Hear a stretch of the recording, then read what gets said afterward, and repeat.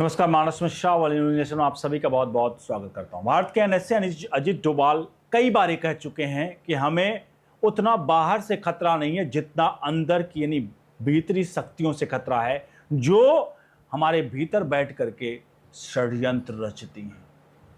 इसी क्रम में उत्तर प्रदेश का बुलडोजर मॉडल यानी उत्तर प्रदेश के मुख्यमंत्री योगी आदित्यनाथ का बुलडोजर मॉडल अब एलओसी पहुंच चुका है। और उस एलओसी पर जैसा कि मैंने बताया कि एनएसए अजीत डोभाल कहते हैं कि जितना हमें खतरा विदेशियों से नहीं है उससे ज्यादा आंतरिक कुछ ऐसे हैं जो कि उनसे खतरा है। अब इसी क्रम में बॉर्डर पर बड़ा कदम उठाया गया है। आपको दिखाने जा रहे हैं आखिरकार क्या है ये कदम।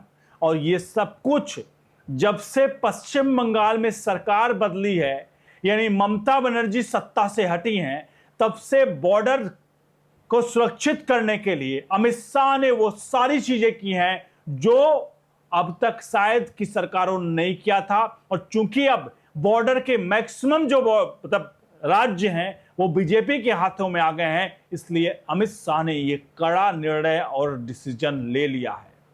तो आखिरकार क्या है 15 किलोमीटर जो दायरा है जद में आया है, क्या है और कौन सी हो डेडलाइन।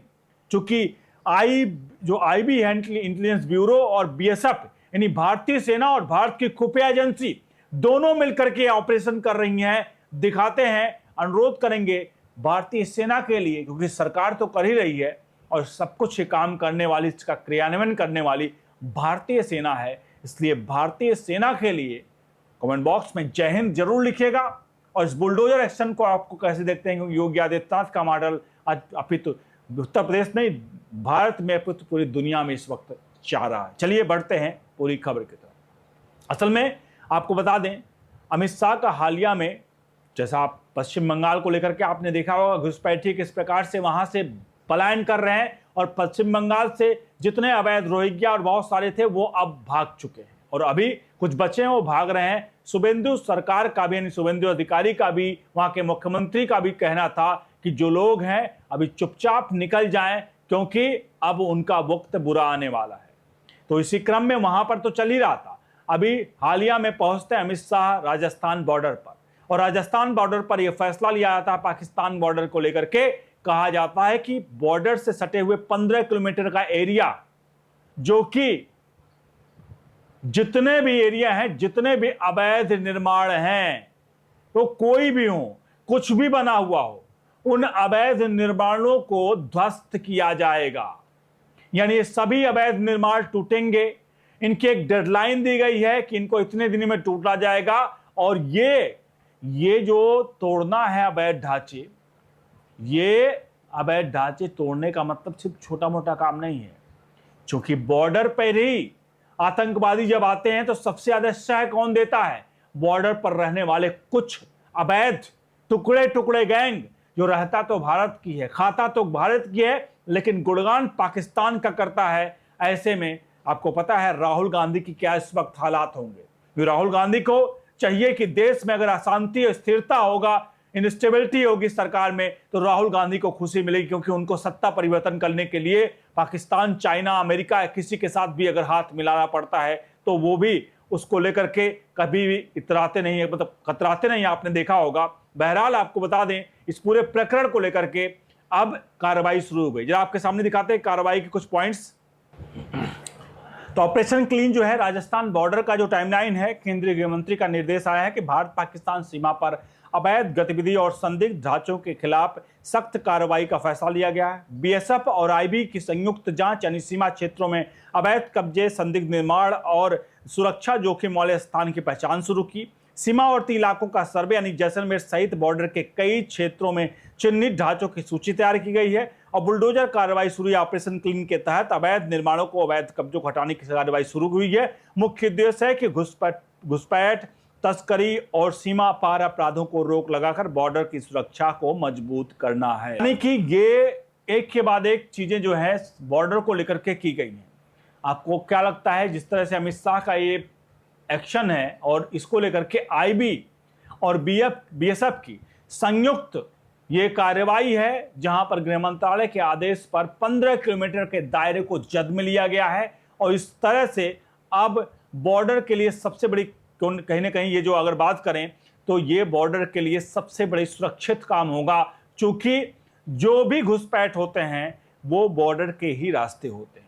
ये बात सही है कि जो लोग आते हैं वो बॉर्डर पर, मान लीजिए कहीं पर फेंसिंग नहीं है, कहीं कुछ इशू है, जंगल है, तो वहां पर उस रास्ते से आते हैं, लेकिन वो रास्ते से जरूर आते हैं पतली सकरी गलियों से, लेकिन उनका जो अंदर आना है तो वो कहीं ना कहीं किसी गांव, किसी रोड से ही होकर आते हैं। ऐसे में अगर सरकार 15 किलोमीटर के दायरे को पूर्ण रूप से सुरक्षित करती है, हर किसी का डेटा, हर जो वहां पर रह रहे हैं उनका आधार कार्ड से लेकर उन चीजों को अगर वेरीफाई करती है, वेरीफाई करने के बाद जितने भी अवैध निर्माण है जिनका कहीं ना कहीं किसी भी प्रकार का अगर डॉक्यूमेंटेशन नहीं है, उनको हटा करके सबका वेरिफिकेशन करके अगर इस तरह से जो काम चल रहा है ये करने जा रही है और ये कर रही है, जाहिर सी बात है ये देश की सुरक्षा, नहीं बॉर्डर की सुरक्षा में सबसे अहम होगा और इसकी डेडलाइन भी दी जा चुकी है। जी हां, आने वाली दिवाली तक इस काम को पूरा कर लिया जाएगा, इसकी डेडलाइन भी दी जा चुकी है। यानी कि अगले 3 से 4 महीनों के भीतर बॉर्डर के 15 किलोमीटर का एरिया जो होगा वो आईबी और बीएसएफ के ज्वाइंट ऑपरेशन के जरिए बुलडोजर लेकर के अवैध ढांचों को गिराने का काम किया जाएगा। इसमें तस्करी जो होती है, जो बॉर्डर पर आतंकवाद है, इसके अलावा घुसपैठ है, ये जितने भी चीजें हैं उन सभी चीजों पर मैक्सिमम लगाम लगाई जा सकती है। आप इस फैसले को कैसे देखते हैं कि आखिरकार अमित शाह का ये फैसला जिस तरह से उन्होंने बॉर्डर के लिए लिया, आपको क्या लगता है ये फैसला कैसा है? और जिस तरह से अभी हाल फिलहाल में चाहे असम हो, चाहे पश्चिम बंगाल हो और चाहे राजस्थान का मामला हो, जहां जहां बॉर्डर एरिया हैं, चाहे वो चिकन नेक का एरिया हो जो साउथ मतलब नॉर्थ के राज्यों को जोड़ता है, उन सब के लिए जो अभी हाल फिलहाल में फैसले लिए गए हैं वो फैसले आपको कैसे लगते हैं? फिलहाल इस पूरे मामले पर मैं राहुल गांधी पर इसलिए आता हूं कि राहुल गांधी को ऐसे मामलों से, ऐसे चीजों से दर्द होता है, क्योंकि ये लोग, इन लोगों के सपोर्टर्स चिकन नेक काटने की बात करते हैं। जहां चिकन नेक वो पतला सकरा एरिया जिसको लेकर के भारत सरकार इस वक्त इतनी संजीदा है कि वो नॉर्थ की जितने भी स्टेट्स हैं उनको लेकर के, क्योंकि अब असम और पश्चिम बंगाल दोनों आ चुका है और दोनों मिलकर समन्वय बना करके सेना, सरकारें और केंद्र सरकार सब मिलकर एक ऐसा काम कर रहे हैं जिससे आने वाले समय में चीन, पाकिस्तान, बांग्लादेश या कोई भी देश हो जो भारत का पड़ोसी अगर आंख उठाकर देखेगा तो उसको उसका करारा जवाब दिया जाएगा और घुसपैठिए, अवैध तस्करी, नशा, इन सब पर कहीं ना कहीं भारतीय सरकार, भारतीय सेना और भारत के बॉर्डर एरियाज की जितनी भी राज्य सरकारें हैं वो सभी की संयुक्त कार्रवाई से ये सफलता हासिल हो सकेगी। बहुत बहुत धन्यवाद।